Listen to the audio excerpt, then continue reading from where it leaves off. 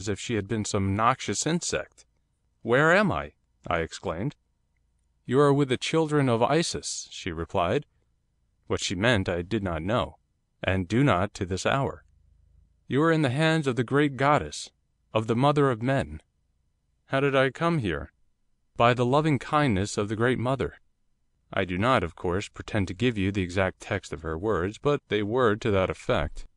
Half raising myself on the heap of rugs, I gazed about me, and was astounded at what I saw.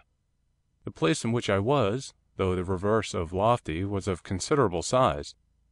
I could not conceive whereabouts it could be. The walls and roof were of bare stone, as though the whole had been hewed out of the solid rock. It seemed to be some sort of temple, and was redolent with the most extraordinary odour.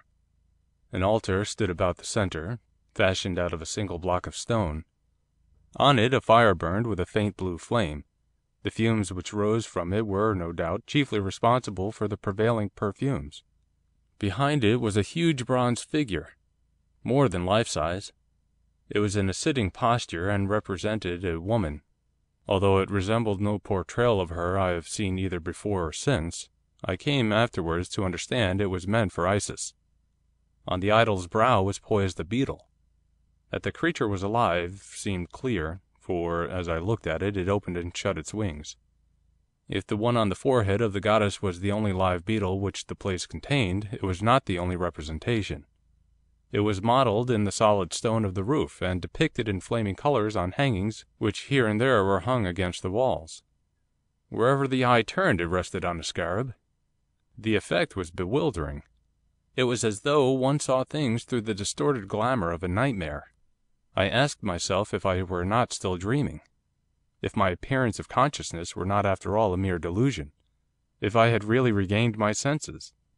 And here, Mr Champnell, I wish to point out and to emphasise the fact that I am not prepared to positively affirm what portion of my adventures in that extraordinary and horrible place was actuality, and what the product of a feverish imagination.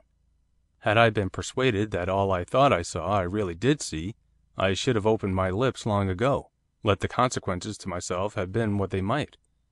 But there is the crux. The happenings were of such an incredible character, and my condition was such an abnormal one, I was never really myself from the first moment to the last, that I have hesitated, and still do hesitate, to assert where, precisely, fiction ended and fact began. With some misty notion of testing my actual condition I endeavoured to get off the heap of rugs on which I reclined. As I did so the woman at my side laid her hand against my chest, lightly. But, had her gentle pressure been the equivalent of a ton of iron, it could not have been more effectual. I collapsed, sank back upon the rugs, and lay there, panting for breath, wondering if I had crossed the border line which divides madness from sanity. "Let me get up, let me go," I gasped. "Nay," she murmured. "Stay with me yet a while, O my beloved." And again she kissed me. Once more Mr Lessingham paused. An involuntary shudder went all over him. In spite of the evidently great effort which he was making to retain his self-control, his features were contorted by an anguished spasm. For some seconds he seemed at loss to find words to enable him to continue. When he did go on his voice was harsh and strained.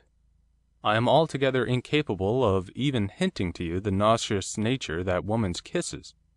They filled me with an indescribable repulsion.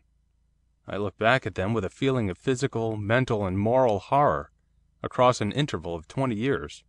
The most dreadful part of it was that I was wholly incapable of offering even the faintest resistance to her caresses. I lay there like a log. She did with me as she would, and in dumb agony I endured."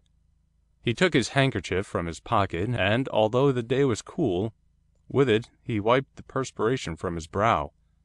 To dwell in detail on what occurred during my involuntary sojourn in that fearful place is beyond my power. I cannot even venture to attempt it. The attempt, were it made, would be futile, and, to me, painful beyond measure.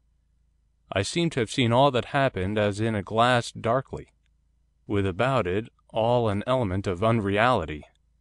As I have already remarked, the things which revealed themselves, dimly, to my perception, seemed too bizarre, too hideous to be true.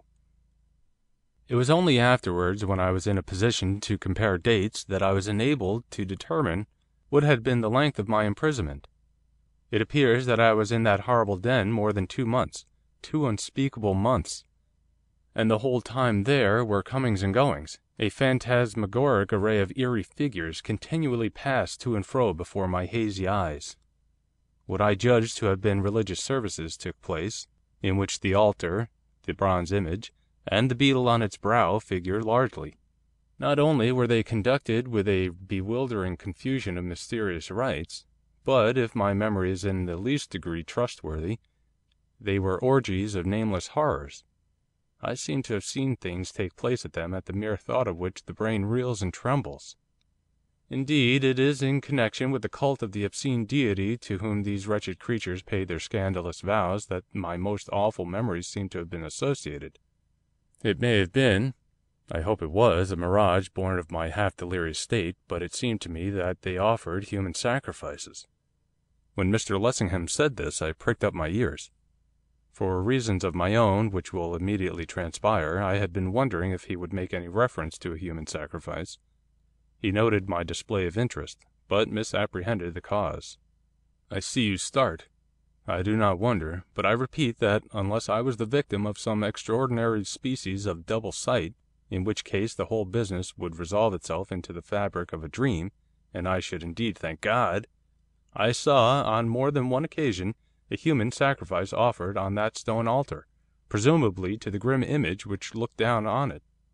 And, unless I err, in each case the sacrificial object was a woman, stripped to the skin, as white as you or I, and before they burned her they subjected her to a variety of outrage of which even the minds of demons could conceive. More than once since then I have seemed to hear the shrieks of the victims ringing through the air, mingled with the triumphant cries of her frenzied murderers, and the music of their harps. It was the cumulative horrors of such a scene which gave me the strength, or the courage, or the madness, I know not which it was, to burst the bonds which bound me, and which, even in the bursting, made of me, even to this hour, a haunted man. There had been a sacrifice, unless, as I have repeatedly observed, the whole was nothing but a dream. A woman, a young and lovely Englishwoman, if I could believe the evidence of my own eyes, had been outraged and burnt alive, while I lay there helpless looking on. The business was concluded. The ashes of the victim had been consumed by the participants. The worshippers had departed. I was left alone with the woman of the songs, who apparently acted as the guardian of that worse than slaughter-house. She was, as usual after such an orgy, rather a devil than a human being, drunk with an insensate frenzy, delirious with inhuman longings. As she approached to offer me her loathed caresses, I was on a sudden conscious of something which I had not felt before when in her company. It was as though something had slipped away from me, some weight which had oppressed me, some bond by which I had been bound. I was aroused, all at once, to a sense of freedom, to a knowledge that the blood which coursed through my veins was, after all, my own, that I was master of my own honour. I can only suppose that through all those weeks she had kept me there in a state of mesmeric stupor, that, taking advantage of the weakness which the fever had left behind, by the exercise of her diabolical arts, she had not allowed me to pass out of a condition of hypnotic trance. Now, for some reason, the cord was loosened. Possibly her absorption in her religious duties had caused her to forget to tighten it. Anyhow, as she approached me, she approached a man, and one who, for the first time in many a day, was his own man. She herself seemed wholly unconscious of anything of the kind. As she drew nearer to me, and nearer, she appeared to be entirely oblivious to the fact that I was anything but the fibreless, emasculated creature which, up to that moment, she had made of me. But she knew it when she touched me, when she stooped to press her lips to mine. At that instant, the accumulating rage which had been smouldering in my breast through all those leaden, torturing hours, sprang into flame. Leaping off my couch of rugs, I flung my hands about her throat. And then she knew I was awake. Then she strove to tighten the cord which she had suffered to become unduly loose. Her baleful eyes were fixed on mine. I knew she was putting out her utmost force to trick me of my manhood. But I fought with her like one possessed, and I conquered in a fashion. I compressed her throat with my two hands as with an iron vice.